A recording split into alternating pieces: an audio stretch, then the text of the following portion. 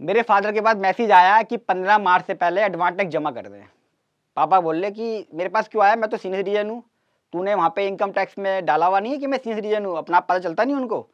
तो मैंने समझाया कि पापा सीनियर सिटीजन हो, बच्चा हो, कोई भी हो, सबके लिए प्रोविजन है कि एडवांस टैक्स जमा करना पड़ेगा। हाँ, एक कंडीशन है जहाँ पे आपको एडवांस टैक्स जमा नहीं करना। मैंने पापा को समझाया, पापा ने बोला एक वीडियो बना दे इसके ऊपर, मैं शेयर कर दूंगा, बहुत सारे लोग मेरे से पूछे, सबके पास जा रहे होंगे दोस्तों के पास। तो आज की वीडियो उसी के ऊपर है, मेरे इंडिया के इकलौते प्रैक्टिकल यूट्यूब चैनल एक्सपर्ट सी सचिन पर। आप सबको नमस्कार। अगर आप सीनियर सिटीजन है तो अपने फ्रेंड सर्कल में भेजना, और अगर बच्चे देख रहे हैं तो अपने फादर को भेज देना कि किस कंडीशन के अंदर सीनियर सिटीजन को भी एडवांस टैक्स जमा करना पड़ता और किस सिचुएशन में नहीं। और जमा नहीं करना एडवांस टैक्स, और टैक्स लायबिलिटी अगर आ रही है तो कैसे जमा होगी फिर, वो भी मैंने बताया है। मैं स्टार्ट कर रहा हूँ सीनियर सिटीजन के लिए एडवांस टैक्स के लिए। पीरियड है 1/4/24 से 31 मार्च 25, जो चल रहा है फाइनेंशियल ईयर 24-25 AY 25-26 खत्म होने वाला है, टैक्स ईयर हो जाएगा एक साल बाद से। तो सीनियर सिटीजन किसको कहते हैं ये भी समझ लीजिए, जो 60 साल या उससे ऊपर हो चुके हैं। यानी कि अगर आपने इस फाइनेंशियल ईयर के अंदर अपना 60वां हैप्पी बर्थडे मना लिया है तो आप सीनियर सिटीजन की कैटेगरी में आ जाओगे, और अगले साल जो आइटम भरोगे 31 जुलाई से पहले, वो सीनियर सिटीजन की कहलाएगी। तो सारे बेनिफिट जो सीनियर सिटीजन के हैं वो आपको मिलेंगे, चाहे भले ही आप 31 मार्च को क्यों ना होने वाले हो। अब दोस्तों मैंडेटरी है एडवांस टैक्स जमा करना। अगर किसी की सैलरी है, पेंशन है, फैमिली पेंशन है, ये मैं जनरल बता रहा हूँ सबके लिए। कई लोग सोचते हैं कि फैमिली पेंशन आ रही है तो मैं क्यों जमा कराऊंगा एडवांस टैक्स। जमा करवाना एडवांस टैक्स। कोई फ्रीलांसर काम कर रहा है, कोई बिजनेस चला रहा है तो भी, या एफडी का इंटरेस्ट इनकम है, रेंटल इनकम है, सब जमा करा रहा है। सेक्शन 208 कहता है कि भैया एडवांस टैक्स जमा कर देना अगर आपका पूरे साल के अंदर टैक्स जो है 10,000 या उससे ऊपर बनता है। यानी कि एक साल के अंदर अगर किसी का टैक्स 10,000 या उससे ऊपर बन रहा है एस्टिमेटेड, तो उसके ऊपर एडवांस टैक्स के प्रोविजन लग जाते हैं। चाहे वो सीनियर सिटीजन हो, चाहे 18 साल का बच्चा हो, चाहे कोई भी हो, लेडी से कोई भी हो, सुपर सीनियर सिटीजन हो तो भी। सेक्शन 208 आप पढ़ लीजिएगा कि 10,000 या उससे ऊपर टैक्स लायबिलिटी बनती है एस्टिमेटेड, तो एडवांस टैक्स जमा करना है। कैसे जमा करना है, ये चार्ट है। First, second, third, fourth instalment है।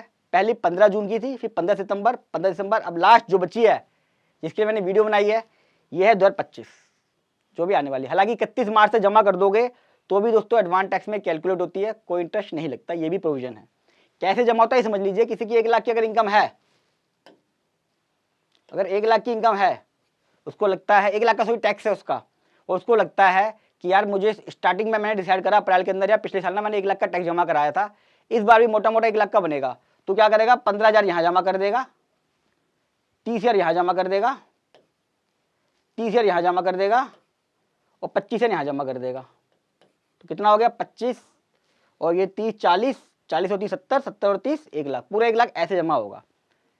इनकम टैक्स में अलग तरीके से लिखा हुआ है कि 15% जमा कराओ, 45 जमा कराओ, 75 जमा कराओ, 100 जमा कराओ। वो बता रहा है कि यहाँ तक जमा हो जाना है, ये ओवरऑल है। ये मैंने ब्रेकअप डाल दिया है, बेसिक व्यू है, तो मैंने कैलकुलेशन में आ जाएगा मेरे। ये चार्ट मैंने डिस्क्रिप्शन बॉक्स में डाल दिया है, आप इसको देख लीजिएगा। अगर आपने एडवांस टैक्स बनता था 10,000 या से ऊपर पूरे साल के अंदर, जब आपने आइटम भरी उसके अंदर आ गया 15,000 रुपये का टैक्स की लायबिलिटी आ गई, तो आपको इंटरेस्ट 234C और इंटरेस्ट 234B पे करना पड़ेगा 1% पर मंथ के हिसाब से। अब मेन जिसके लिए मैंने वीडियो बनाई है, सीनियर सिटीजन को एडवांस टैक्स जमा करना है या नहीं। पापा को भी लिंक भेजूंगा मैंने बताया था उनको, खैर मैं डिटेल में पापा वीडियो में देख लेना, एक व्यू बढ़ जाएगा मेरा इसी माने थोड़ा सा। दोस्तों एक सेक्शन है 207 का सबसेक्शन 2, जहां पे लिखा आता है tax liability of advance tax, बताता कैसे। इसके 2 सबसेक्शन है, सबसेक्शन 1, सबसेक्शन 2। सबसेक्शन 1 में लिखा हुआ है कि भैया किसको पे करना है, कब पे करना है। सेक्शन 2 में लिखा हुआ है कि ये प्रोविजन कब एप्लीकेबल नहीं होंगे। उसमें लिखा हुआ है subsection 1 shall not apply, apply नहीं होगा। किसके ऊपर अप्लाई नहीं होगा, इंडिविजुअल रेसिडेंट। कौन सा इंडिविजुअल रेसिडेंट, जिसकी एक तो बिजनेस इनकम ना हो या प्रोफेशनल इनकम ना हो, और वो 60 साल या उससे ऊपर हो चुका हो। यानी कि 3 चीजें ध्यान रखनी है। एक तो रेसिडेंट हो, यानी कि अगर कोई सीनियर सिटीजन NRI है तो उसको एडवांस टैक्स जमा करना पड़ेगा। यही फायदा है मेरे प्रैक्टिकल चैनल का, डिटेल में बताता हूँ। लोग लिखते हैं सीनियर सिटीजन को टैक्स जमा करने की जरूरत नहीं है, वो बताते ही नहीं कि NRI इसमें कवर नहीं है। क्यों नहीं है, क्योंकि रेसिडेंट है और इंडिविजुअल है। हालांकि सीनियर सिटीजन हमेशा इंडिविजुअल ही होगा, कोई कंपनी पार्टनरशिप फर्म नहीं है। कोई 60 साल की हो गई कंपनी तो ये न्यू टैक्स जमा नहीं कराएगी, कोई पार्टनरशिप फर्म 60 साल की हो गई है तो ऐसे टैक्स जमा नहीं कराएगी। ठीक है। तो ओनली इंडिविजुअल्स है, यानी कि आदमी जीता जागता या औरत कोई भी है 60 साल इससे ऊपर हो चुका हो और उसकी बिजनेस इनकम ना हो। अब बिजनेस इनकम मैं समझाता हूँ कौन कौन सी होती है। एक तो F&O की बिजनेस इनकम होती है, अगर आप शेयर मार्केट में डील कर रहे हो। इंटरडे की बिजनेस इनकम होती है।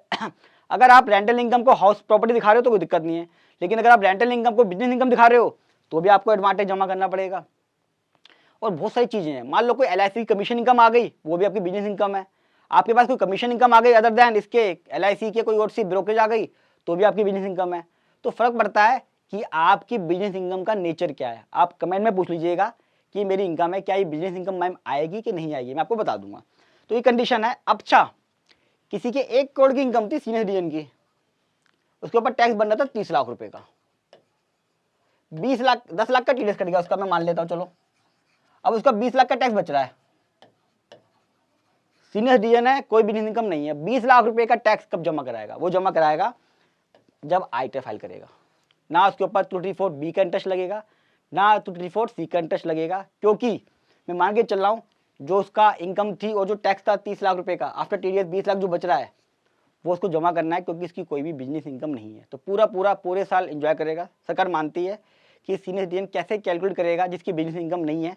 जिसका बिजनेस है वो सोचती है उसने CA रखा होगा, GST फाइल कर रहा होगा, कहीं ना कहीं उसके पास सोर्स होगा, तो वहाँ से तो वो एडवांस टैक्स की कैलकुलेशन कर लेगा। लेकिन बिजनेस नहीं कर रहा, पेंशन है, फैमिली पेंशन है, FD का इंटरेस्ट है, या सिर्फ शेयर मार्केट में लॉन्ग टर्म शॉर्ट टर्म है, तो अपने आप कैलकुलेशन कर लेगा यार। ITR के टाइम पे जब भरवाएगा ITR CA से किसी से, तब जमा करवा देगा।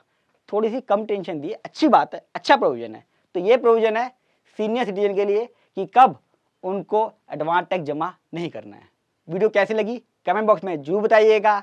फर्स्ट टाइम हमारे चैनल को सब्सक्राइब कर लें, वीडियो अच्छी लगी तो लाइक कीजिएगा, और दोस्तों जितना हो सके अपने WhatsApp Facebook सब जगह इसको शेयर करें, ताकि ज़्यादा से ज़्यादा सीनियर सिटीजन अवेयरनेस हो सकें कि उनको एडवांस टैक्स कब जमा करना है कब नहीं करना है। जस्ट लाइक माई फादर, मैं तो घर में था, मैंने से पूछ लिया, पर कई लोगों को पता नहीं होता, जब ITR फाइल करते हैं तब इंटरेस्ट बनता है, फिर वो पूछते हैं इंटरेस्ट क्यों बन रहा है यार, मैं तो सीनियर सिटीजन हूँ। तो ये समझना जरूरी है कि यार किस केस में है और किस केस में आपको एडवांस टैक्स जमा नहीं करना है। बहुत इंपॉर्टेंट वीडियो है, जितना हो सके सब जगह इसको शेयर करें। मिलूंगा अगली वीडियो में, तब तक की नमस्कार।